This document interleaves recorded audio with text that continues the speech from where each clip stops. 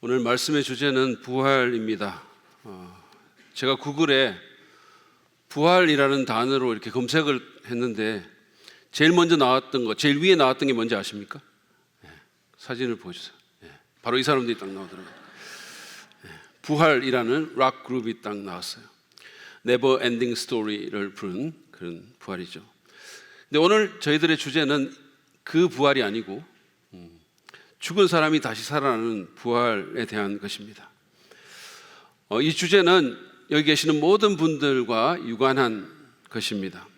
나이가 어리든 연세가 많으시든 남자든 여자든 믿는 자든 안 믿는 자든 모든 사람과 상관이 있습니다. 왜냐하면 모든 사람은 한 번은 다 죽기 때문이죠.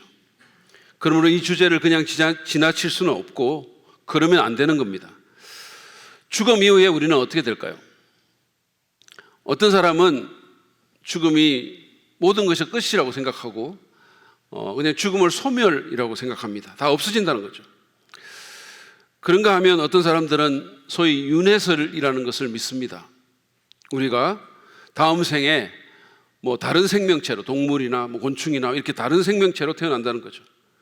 그러나 성경과 예수님은 우리가 다시 살아날 것이라고 가르칩니다.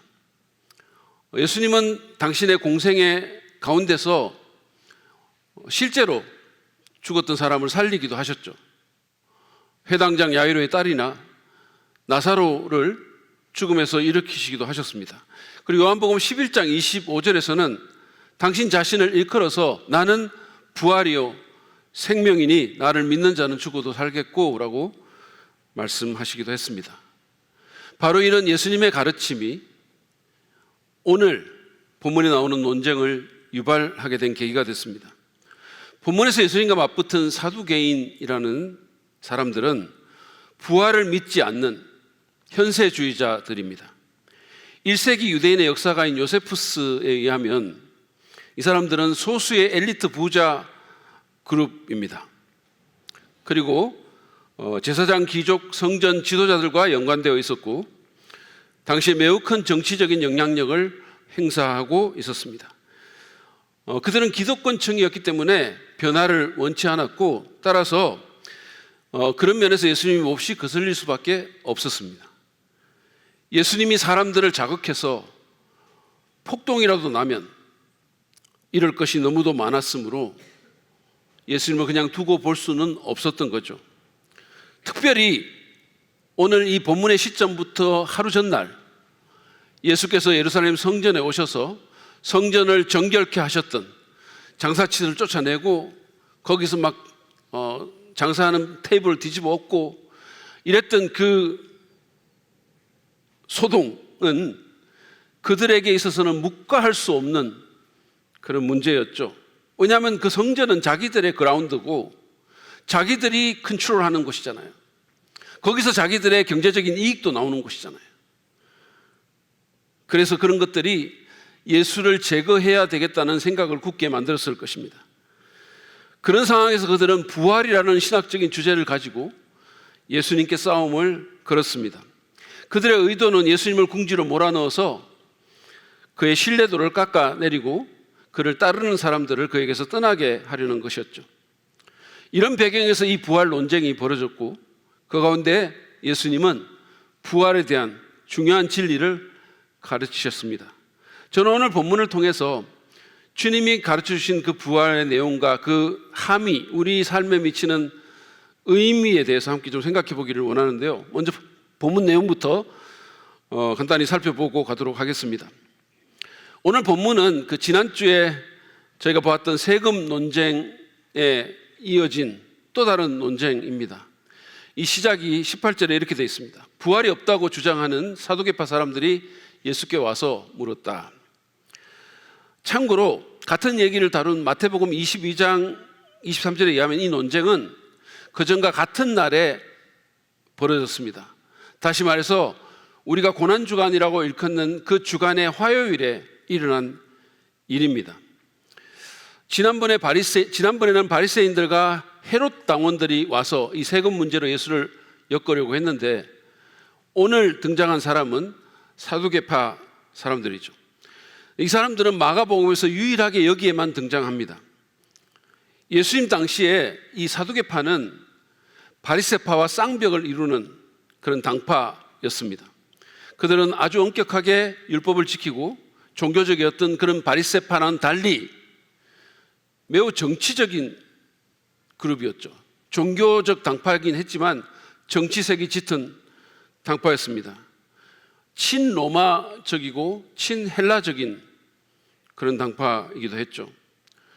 전체 구약과 장로의 전통이라고 일컫는 구전까지 다 받아들이는 바리새인과는 달리 이 사람들은 모세가 썼던 첫 다섯 개의 책 모세 오경만 정경으로 인정했고, 오경에 나타나지 않는다는 이유로 부활과 영혼 불멸과 최후의 심판 같은 것을 믿지 않았습니다. 그들은 평소 바리새파와 대립 관계에 있었지만 지금은 예수를 잡기 위해서 공동 목표로 움직이고 있습니다. 그들은 부활에 대한 그 믿음이 터무니없고 비논리적인 사실이라고 그것을 보여줄 수 있다고 생각했던 한 이야기를 예수님께 들려준 후 예수님의 대답을 요구함으로써 예수님을 신뢰하지 못할 바보같이 보이게 만들려고 했습니다. 19절에 나오는 그들의 얘기는 바로 수혼법 또는 계대결혼법이라고 일컫는 것인데, 이 법은 모세 율법인 신명기 25장 5절부터 10절에 나오는 것입니다. 요지는 형이 후사가 없이 죽으면, 상속자가 없이 죽으면 동생이 형의 아내와 결혼을 해서 후사를 잇는 그런 법이었었어요. 그러니까 지금 우리의 관점으로 보면 매우 이상하죠. 너무 이상한 법입니다. 그런데 그 당시에는 그 죽은 사람의 가문을 보존하고 그의 이름을 계속해서 남게 만들고, 그뿐만 아니라 재산이 다른 지파나 다른 곳으로 흘러가지 않기 위해서 그런 목적으로 이 법을 만든 겁니다. 이야기가, 그들이 지어낸 얘기는 이런 겁니다. 7 형제가 있었는데 맏아지가 자식 없이 죽는 바람에 둘째가 그 형수를 맞았습니다. 근데 둘째도 자식 없이 죽고 셋째도 그러했고, 이렇게 해서 7이 다 그 여자와 결혼해서 자식 없이 죽었고 마지막에는 여자까지 죽었습니다. 발생 가능성이 거의 없는 이런 얘기를 해놓고 그들은 23절에서 이렇게 질문합니다. 그들이 살아날 부활 때에 그 여자는 그들 가운데 누구의 아내가 되겠습니까? 7이 모두 그 여자를 아내로 맞아 들였으니 말입니다. 그들은 이 질문으로 예수님을 곤란한 처지에 빠뜨렸다고 생각했을 것입니다. 생각해보면 곤란하기도 하죠. 어떻게 보면 뭐지? 이렇게 되죠. 근데 예수님은 곤란해지기는 그냥 직설적으로 그들을 비난하셨어요. 24절을 보시죠. 너희는 성경도 모르고 하나님의 능력도 모르니까 잘못 생각하는 것이 아니냐? 예수님은 그들이 두 영역에서 무지 또는 무식하다고, 그래서 틀렸다고 말씀하셨는데, 그것은 바로 성경과 하나님의 능력에 대한 것이었습니다. 그런 다음에 그분은 그 두 가지를 역순으로 해서 다루시는데, 먼저는 하나님의 능력에 대한 그들의 무지를 다루고 있죠. 25절 보시죠. 사람이 죽은 사람들 가운데서 살아날 때에는 장가도 가지 않고 시집도 가지 않고 하늘에 있는 천사들과 같다. 예수님은 지금 이 결혼 제도가 이 세상, 이 생의 제도지 내 생의 제도가 아니라고 말씀합니다. 부부의 연이 다음 생에도 계속 이어지는 것이 아니라는 뜻이 여기에 포함되어 있죠. 또 이런 말씀을 드리면 어떤 분들은 조금 아쉬워하지만 크게 기뻐하는 사람들도 있습니다. 빨리 내세에 가고 싶어요. 천국이 왜 천국인지 알겠어요. 뭐 이런 분들이 있어요. 그런 분들은 회개하시기 바랍니다. 아무튼 사두개인들은요, 부활을 그냥 사람이 자다가 깨는 것처럼 그냥 이 삶의 연속으로 본 거죠. 그러나 하나님은 당신의 능력으로 부활 후의 삶을 완전히 새롭게 하신다고 예수님이 얘기하시는 거예요. 같지가 않다는 겁니다. 물론 어떤 한 사람의 정체성에 관한 연속성이 있긴 있겠지만, 그러나 그 질이, 존재의 질이 완전히 달라질 거라고 얘기하는 겁니다. 여러분, 부활은 그냥 환생이 아니에요. 환생과 부활은 똑같은 게 아닙니다. 부활할 때 사람이 하늘에 있는 천사처럼 된다는 말은 사람이 부활하고 나면 육체가 없는 영이 된다, 이런 뜻이 아닙니다. 천사들처럼 영광스럽고 불멸의 존재가 된다는 그런 말입니다. 천사들처럼 결혼, 출산, 번식 같은 것을 하지 않는다는 뜻이기도 합니다. 하나님의 능력으로 부활한 사람은 이 땅에서와는 전혀 다른 모습으로 재창조되고, 모든 사람이 여기서와는 질적으로 다른 그런 모습을 지니고 그런 삶을 살게 된다는 거죠. 제가 아까 결혼 얘기를 했는데, 이 결혼 관계는 이 땅에서는 가장 큰 친밀함의 관계죠. 근데 부활 후에는 모든 사람이 이 땅에서의 결혼 관계보다 더 깊고 큰 친밀함을 누릴 수 있게 된다는 거예요. 하나의 거대한 영적 가족이 된다는 뜻이죠. 물론 내 가족이 누군지를 알아보기는 해요. 기억하기도 합니다. 그러나 친밀함이 결혼관계에만 국한되었던 예전과는 달리 그것보다 훨씬 비교할 수 없는 강도로 모든 사람과 그런 친밀함을 누리게 된다는 거예요. 제가 지난 금향기 때 말씀을 드렸는데, 얼마 전에 제가 아들 결혼을 위한 상견례를 했는데, 저희 박가사돈 되실 분이 제게 근엄하다는 말을 3번이나 하셨어요. 그러면서 하기를, 사모님이 아니었으면 이 식사 자리가 참 거시기했을 거라고 그렇게 말씀하셨어요. 제가 어색했기 때문이지 근엄한 건 아닌데, 그분이 계속 저보고 근엄하다, 목사님 근엄하시다고 자꾸 얘기를 하는데, 그런 저도 부활 후에는 그러지 않을 겁니다. 박가사돈 같은 그런 어색한 관계와도 아주 스윗하고 친밀하게 될 것입니다. 제가 이걸 좀 생각을 해보니까 근데 좀 오글거리긴 했어요. 그분하고 이렇게 막 친밀해진. 아무튼 사두개인들은 죽은 사람을 살려서 완전히 새로운 존재로 변화시키는 하나님의 능력을 알지 못했다는 거예요. 하나님의 능력에 대한 그들의 무지를 지적하신 예수님은 두 번째로 성경에 대한 그들의 무지를 26절, 27절에서 지적합니다. 먼저 26절을 보시죠. 죽은 사람들이 살아나는 일에 관해서는 모세의 책에 떨기나무 이야기가 나오는 대목에서, 요즘은 왜 몇 장 몇 절이라고 얘기를 하잖아요. 근데 예전에는 몇 장 몇 절이 없었기 때문에 이런 식으로 이제 타이틀을 얘기하는 거죠. 모세의 책에 떨기나무 이야기가 나오는 대목에서 하나님께서 모세에게 어떻게 말씀하셨는지를 너희는 읽어보지 못하였느냐? 하나님께서는 모세에게 말씀하시기를, 나는 아브라함의 하나님이요 이삭의 하나님이요 야곱의 하나님이시다, 하나님이다 하시지 않으셨느냐? 예수님은 그들에게 모세의 책, 여기서는 출애굽기인데 거기서 하나님이 모세에게 말씀하신 것을 읽어보지 못했냐고 그렇게 그들에게 말씀하셨어요. 너희는 이스라엘의 지도자라고 자처하는 자들이 이 말씀 하나도 제대로 읽어보지 못했냐? 라는 거예요. 성경에 대한 그들의 무지와 몰 이해를 지적하신 것입니다. 그런데 사실 예수님이 인용하신 이 구절보다는 부활에 대해서 훨씬 더 분명하게 말하는 그런 구절들이 구약 성경에 여러 개가 있습니다. 대표적으로 이사야서 28장 19절 말씀인데 보실까요? 주님의 백성들 가운데서 죽은 사람들이 다시 살아날 것이며 그들의 시체가 다시 일어날 것입니다. 무덤 속에서 잠자던 사람들이 깨어나서 즐겁게 소리칠 것입니다. 더 이상 분명할 수 없게끔 죽은 자의 부활에 대해서 말하고 있죠. 다니엘서 12장 2절도 부활에 대해서 굉장히 분명하게 말하는 구절이고, 그 외에도 여러 구절들이 부활에 대해서 얘기를 하고 있습니다. 그럼에도 예수님께서 모세의 책에 호소한 것은 사두개인들이 모세 오경만, 정경으로 인정했기 때문이에요. 지금 예수님 말씀하신 이 떨기나무 얘기는 출애굽기 3장에 나오는데, 거기서 모세는 호렙산에서 떨기나무에 불이 붙었지만 타지 않는 그런 모습을 보게 됩니다. 이것 자체가 사실은 부활에 대한 은유예요. 왜냐하면 떨기나무에 불이 붙으면 타서 없어져야 되는데 없어지지 않고 계속 있었던 거죠.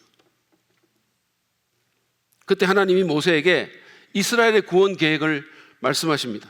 설명해 주셔요. 그래서 모세가 그러면 이스라엘 자손에게 하나님을 어떻게 소개해야 되느냐고, 설명해야 되느냐고 물으니까 15절에서 하나님이 자신을 아브라함의 하나님, 이삭의 하나님, 야곱의 하나님이라고 그렇게 말씀해 주셨어요. 일종의 하나님의 자기 소개인 셈인데, 여러분 이 세 족장은 다 하나님과 언약 관계를 맺은 사람들이에요. 그리고 아브라함의 하나님, 이삭의 하나님, 야곱의 하나님이라는 이 명칭 자체가 언약의 명칭이에요. 하나님이 스스로를 그렇게 드러내신다면 그 족장들이 죽어서 영원히 사라진 것이 아니라는 사실을 입증하는 것이 아니냐고 지금 예수님이 주장하는 겁니다. 여러분 보통 언약은 언약 당사자가 죽으면 그게 폐기가 되는 거예요. 따라서 만약에 하나님과 언약을 맺은 아브라함이 죽고 없으면 하나님은 더 이상 아브라함의 하나님이라고 말할 수가 없는 겁니다. 나는 과거에 아브라함의 하나님이었다라고 말할 수는 있겠죠. 그러나 하나님은 자신을 한때 아브라함의 하나님이었다가 그가 죽은 다음에는 야곱의 하나님이었다, 이삭의 하나님이었다가 또 이삭의 사후에는 내가 야곱의 하나님이 되었다라고 말씀하지 않으십니다. 하나님은 그 세 사람에게 지금도 하나님이다라고 현재형으로 말씀하고 있는 거예요. 지금도. 그들은 비록 오래전에 죽었지만 그들과 한때 관계를 맺은 것이 아니고 지금도 관계를 맺고 있다는 겁니다. 언약 당사자가 여전히 살아있고 언약 텀은 여전히 유효하다라고 말씀하는 거죠. 그들은 하나님께 살아있고 하나님이 그들의 하나님으로 알려지기를 원하시는 것으로 봐서 미래에 그들의 몸도 살리실 것이 확실하다는 겁니다. 사두개인은 이 오경을 믿는다고 하면서 이 말씀을 표피적으로만 이해했고 따라서 성경을 몰랐던 겁니다. 27절은 예수님 마지막 말씀이에요. 하나님은 죽은 사람들의 하나님이 아니라 살아있는 사람들의 하나님이시다. 너희는 생각을 크게 잘못하고 있다. 그렇습니다. 하나님은 죽은 자의 하나님이 아니라 산 자의 하나님이십니다. 아브라함, 이삭, 야곱처럼 하나님과 언약 관계를 맺은 사람들은 그 언약에 의해서 하나님과 계속해서 관계를 유지하고 있습니다. 그것은 새 언약의 당사자인 우리도 마찬가지예요. 그래서 우리는 그 언약이 영원히 살아있고 그래서 우리도 영원히 하나님 앞에 살아있는 거죠. 비록 그들이 이 땅에서 죽어도 하나님께는 살아있고 하나님은 그 산자의 하나님이시며 언젠가 그의 몸도 일으키실 것입니다. 사두개인들이 크게 오해하고 있었던 거예요. 성경을 너무 모르고 있었던 겁니다. 누가복음의 같은 얘기에 의하면 이 말씀을 듣고 일부 율법학자들은 옳은 말씀이라고 인정을 합니다. 그리고 사두개인들은 더 이상 감히 질문도 못해요. 그리고 마태복음에 의하면 온 무리가 이 말씀을 듣고 놀랐다라고 그렇게 되어 있습니다. 예수의 가르침에 놀랐다. 이것이 오늘 우리의 얘기입니다. 이 얘기를 통해서 부활을 믿고 산다는 것이 어떤 의미인지를 좀 생각해 보기를 원합니다. 부활 신앙으로 산다는 것이 도대체 어떤 의미인지 우리가 함께 좀 나눠보기를 원합니다. 먼저 우리가 부활 신앙으로 산다는 것은 죽음이 끝이 아니기 때문에 다음 생을 준비하면서 산다는 뜻입니다. 예수님은 부활의 실상을 분명하게 증언하셨어요. 죽음이 끝이 아니다. 부활이 있을 거다. 분명히 말씀하십니다. 사두개인들은 죽음으로 모든 것이 끝난다고, 모든 것이 소멸된다고 믿었지만 예수님은 오래전에 죽어서 무덤에 묻혔던 아브라함이, 이삭이, 야곱이 여전히 살아있다라고 얘기를 하는 겁니다. 그래서 하나님이 나는 아브라함의 하나님이었다라고 말한 것이 아니고 나는 아브라함의 하나님이다라고 얘기하는 거예요. 그 말은 죽음이 끝이 아니고 죽음으로 모든 것이 소멸되는 것이 아니라는 뜻이죠. 제가 종종 말씀드리지만 예수님은 일반 세상에서도 안 믿는 사람들도 세계 4대 성인 중에 한 분으로 추앙하고 있습니다. 그 말은 지금까지 살았던 모든 인류 가운데 예수님이 탑 10에, 탑 4 안에 들어간다는 얘기죠. 그죠? 여러분은 얼마 안에 들어가시겠어요? 탑 4억 안에 들어가시겠습니까? 제가 검색을 해봤더니 지금까지 살았던 그 모든 인류 수, 호모 사피엔스의 수가 1170억 명 정도라고 해요. 1170억 명. 여러분은 뭐 조금도 놀라지 않는 분들이니까 1170억 명이 살았는데 저는 그 가운데서 얼마 안에 들까요? 제가 다른 데서 이런 얘기를 하면 그래도 탑 10이요 이렇게 말해주는 분들이 있어요. 제가 이렇게 생각을 해봤거든요. 내가 그 중에 탑 400억 안에나 들 수 있을까? 이런 생각이 들더라고. 근데 예수님은 탑 4 안에 드신 분이에요. 이건 엄청나게 대단한 겁니다.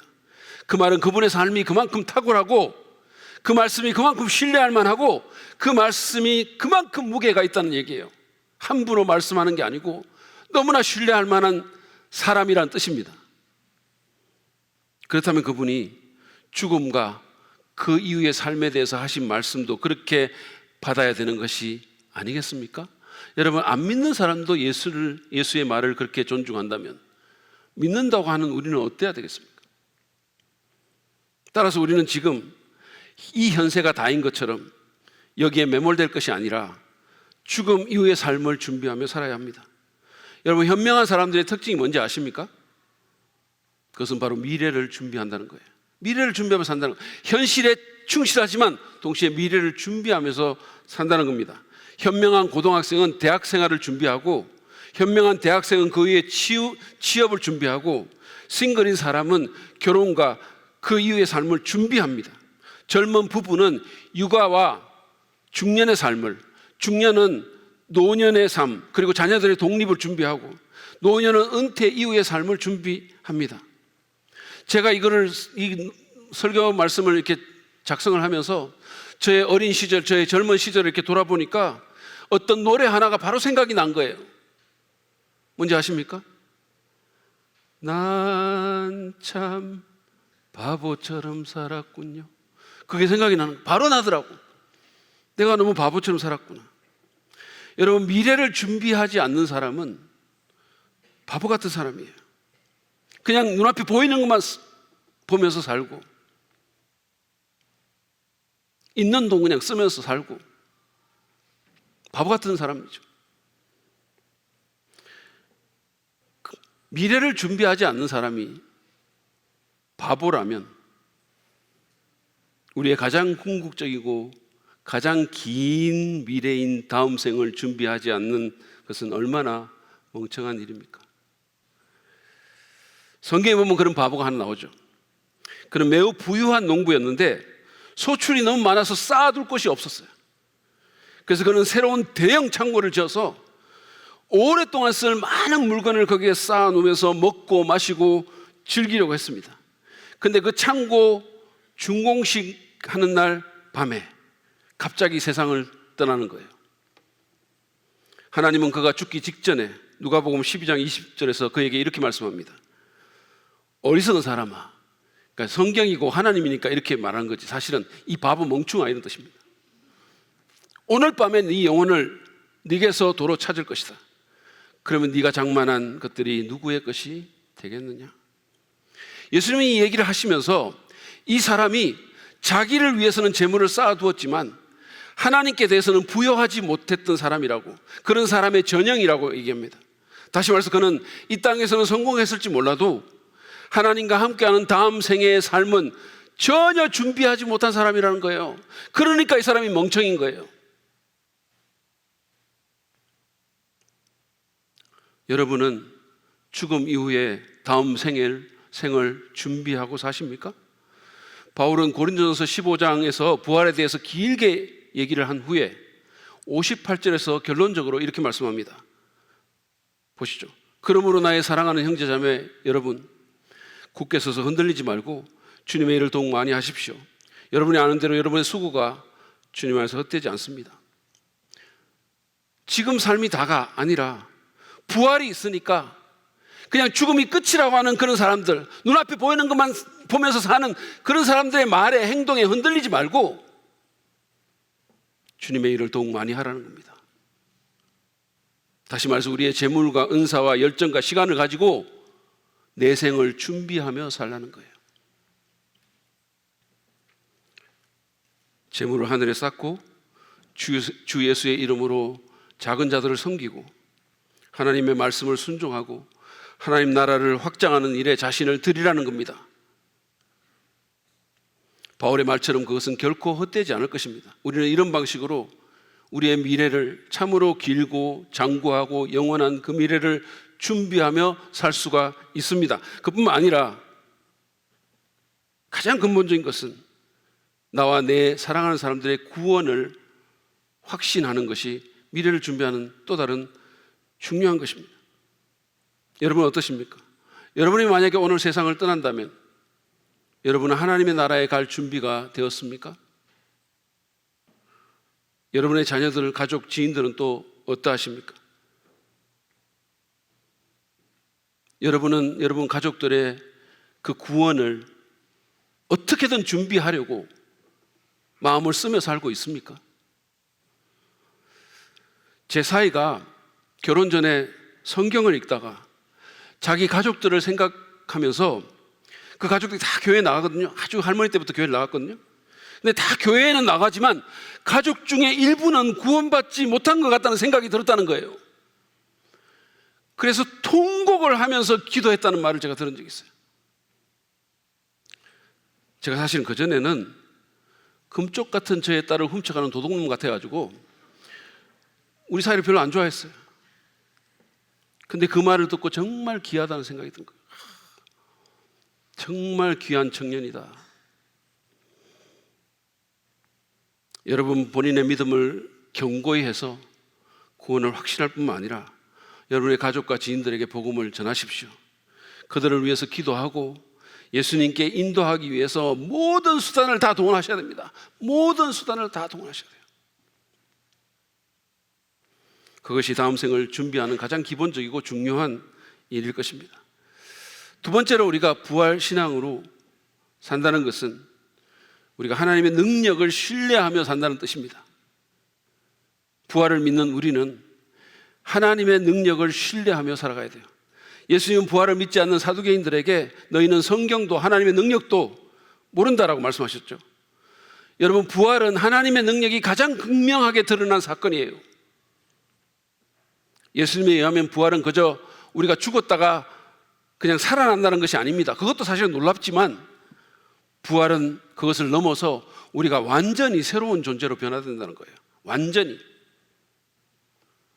예수님은 부활이 우리가 상상할 수 있는 어떤 것도 훨씬 넘어서는 새롭고 영화로운 실존에 들어가는 것이라고 말씀하십니다.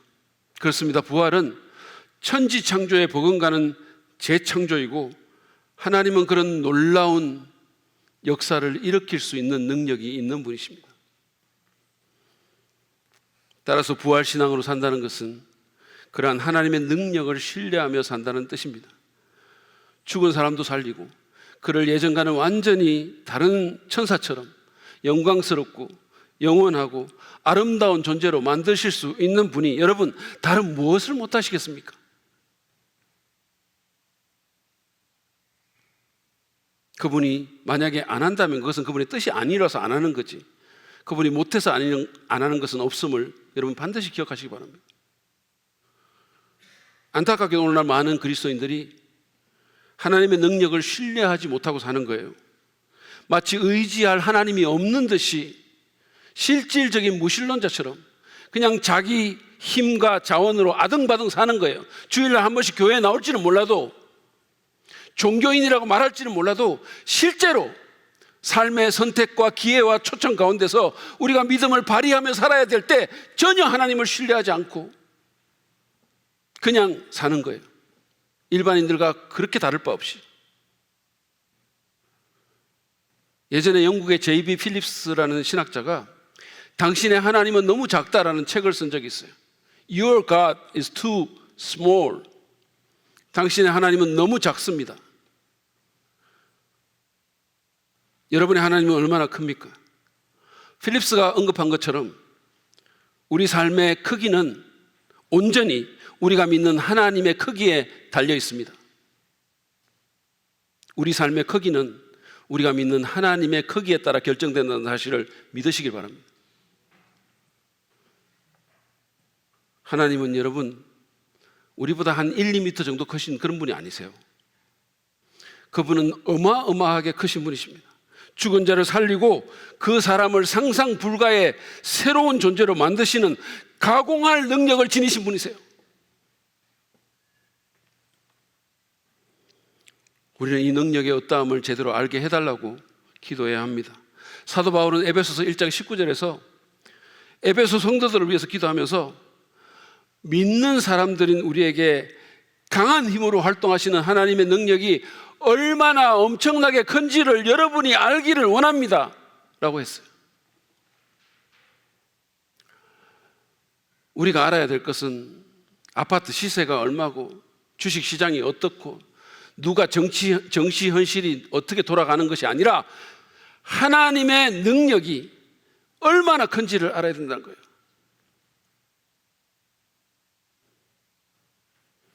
그러면서 그 능력은 바로 그 본문을, 에베소서 본문을 보면 그 능력은 바로 그리스도를 죽은 자 가운데서 살리시고 높이신 능력이다라고 얘기를 했어요. 그 능력을 알기를 원한다 그랬어요. 우리는 이 능력을 점점 더 알고 믿어야 됩니다. 우리가 참으로 하나님의 능력을 신뢰한다면 우리는 삶의 문제와 어려움을 바로 그분께 가져갈 거예요. 여러분, 제가 이번에 우리 교육자들이 이렇게 새로 친교회도 가고 회의도 하면서 어디 바깥에 나가고 하면서 알게 된 사실이 뭐냐 하면 새로 오신 작년에 새로 오신 엄선영 목사님이 검색의 달인이라는 거예요. 모든 정보를 바로바로 찾고 너무너무 잘 찾고 너무너무 잘 알고 그래요. 그래서 우리가 어떤 정보가 필요하면 바로 그거에게 갑니다. 바로 물어요. 그럼 바로 얘기해요. 막 얘기를 해줘요. 저는 컴퓨터에 관련된 어떤 문제가 있거나 이렇게 하면 뒤도 안 돌아보고 바로 허성무 전사한테 갑니다. 바로 가요. 그냥 바로 전화합니다. 윤석구가 앞에 있어도 엄선영이 앞에 있어도 상관없어요. 그냥 허성무입니다. 저희는 허성무밖에 없어요. 바로 갑니다. 그냥. 식당이 궁금하면 윤 목사님한테 묻기는 할 수도 있어요. 여러분, 우리가 정말로 하나님의 능력이 엄청나다는 사실을 안다면 능력이 필요할 때 우리는 하나님께 갈 겁니다.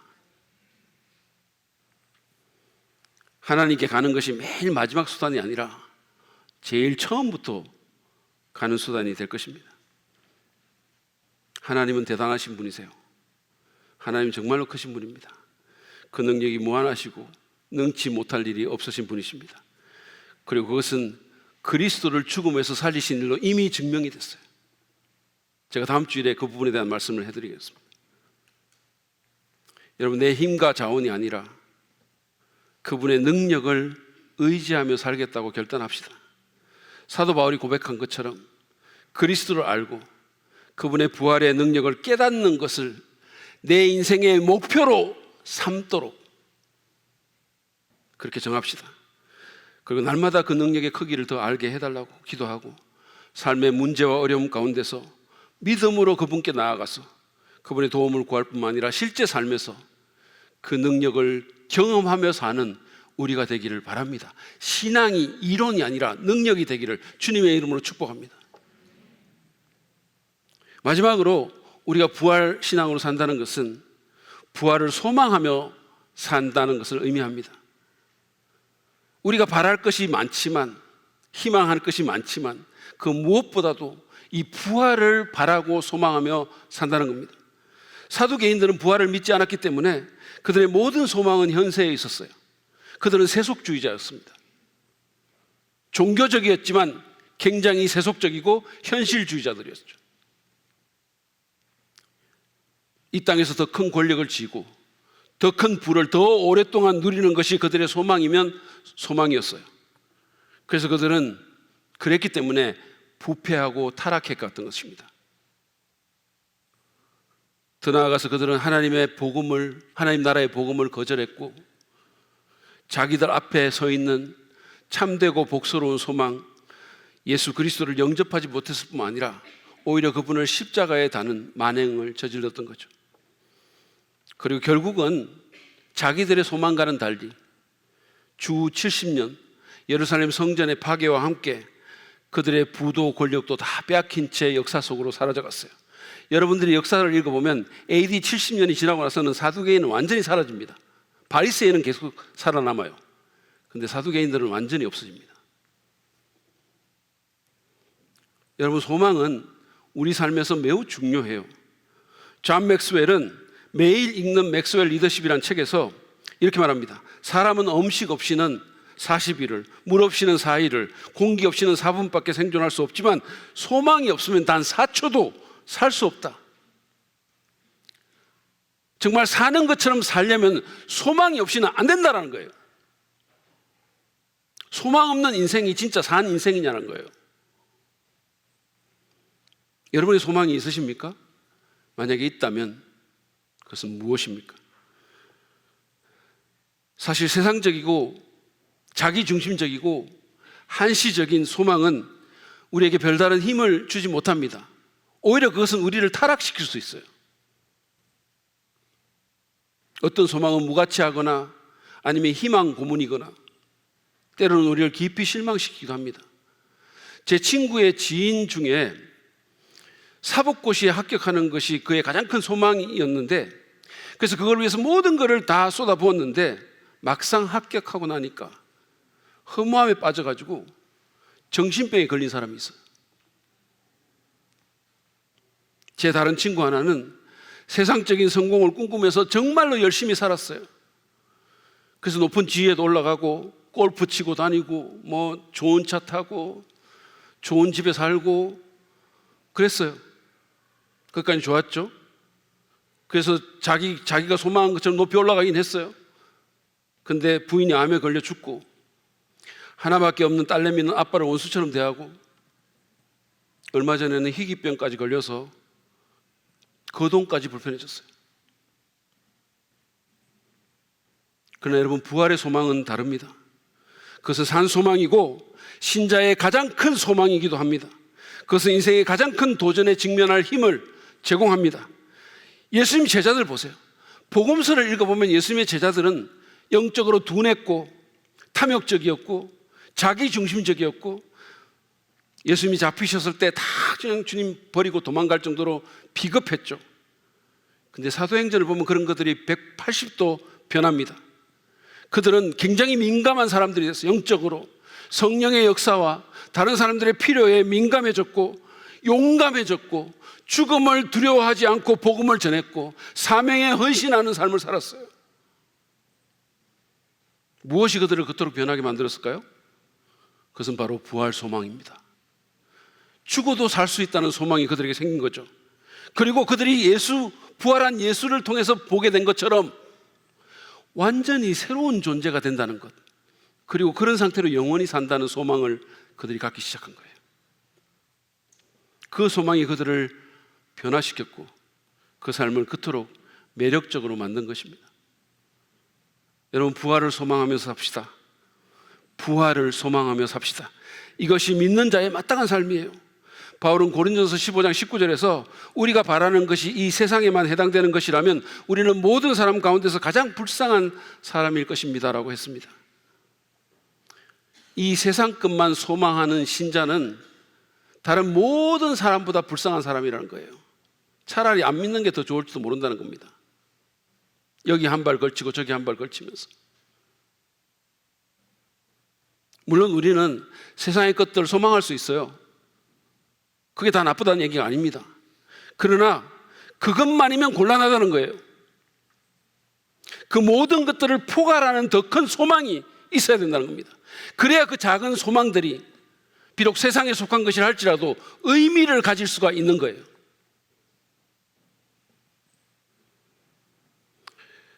나의 가장 큰 소망이 무엇인지 여러분 한번 질문해 보십시오. 이미 제가 언급한 것처럼 부활은 망상이 아니고 실제입니다. 그리고 가장 놀라운 거예요. 부활은 우리가 이 땅에서 도저히 상상할 수 없이 놀랍고 좋은 것입니다. 영화 매트릭스에 보면 무엇을 상상하든 그 이상을 보게 될 것이라는 문구가 나오는데, 이거는 사실은 그 영화에 대한 게 아니고 부활에 대한 것이어야 되는 거예요. 무엇을 상상하든 여러분은 그 이상을 보게 될 것입니다. 우리는 부활한 우리가 천국에서 어떤 판타스틱한 존재가 돼서 어떤 어메이징한 삶을 살지 상상할 수조차 없는 거예요. 이번 목회자 친교회 둘째 날 오전에 우리 교육자들이 이제 설악산에 갔거든요. 제가 이미 가본 적이 있고 좀 오래되긴 했지만 이미 가본 적이 있었기 때문에 머릿속에 어느 정도의 그림이 있었어요.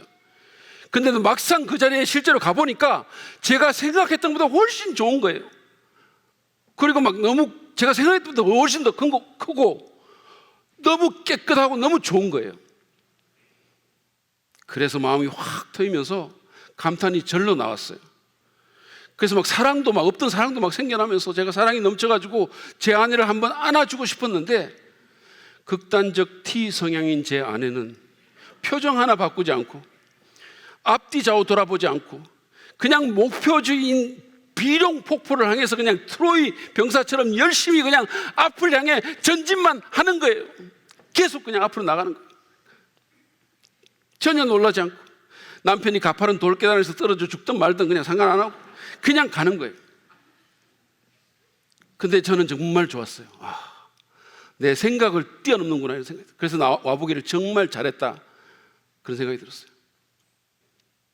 여러분, 설악산이 제 생각을 넘어 제 마음을 열어줄 정도로 좋았다면 부활의 삶이 이어지는 그 새하늘과 새 땅은 도대체 어떤 정도일까요?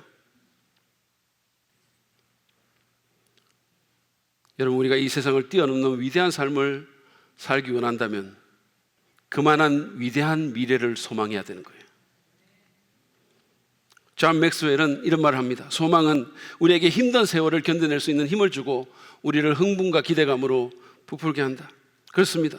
부활 소망은 어떤 위기든 심지어 죽음도 직면할 힘을 제공합니다. 그리고 어떤 절망적인 상황에서도 우리를 주저앉히지 않고 기대감으로 부푼 삶을 살도록 우리를 이끌 것입니다.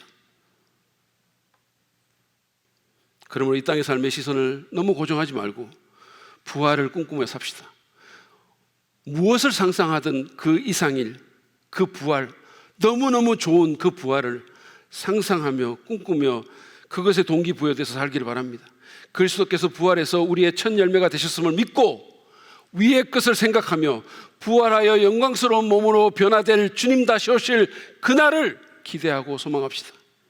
그리고 서로에게 그 소망을 상기시키고 그 소망을 굳게 지키며 인내하도록 격려하는 소망의 공동체가 되기를 주님의 이름으로 축복합니다. 오늘 우리는 예수님과 사두개인들의 부활 논쟁을 보면서 부활의 실제와 본질에 대한 예수님의 가르침을 들었습니다. 그러면서 그 부활을 믿고 산다는 것이 어떤 의미인지를 생각해 보았죠. 죽음이 끝이 아니기 때문에 우리는 그 내생을 준비해야 되고 죽은 자도 살리시는 하나님의 그 가공할 능력을 신뢰하며 살아야 되며, 더 나아가서 반드시 일어날 것이고 그 어떤 상상보다 더 놀라운 부활을 소망하며 살아야 함을 배웠습니다. 여러분, 오늘 말씀을 생각하면서 그 말씀을 묵상하면서 부활 신앙으로 살기 위해서 내게 무엇이 필요한지 생각합시다. 그리고 하나님께 구합시다. 주님, 제가 정말로 이 위대한 소망을 갖고 살아갈 수 있도록 저를 인도해 주옵소서. 그리고 회개할 것을 회개하고 결단할 것을 결단하며 주님 앞에 나아가도록 하겠습니다.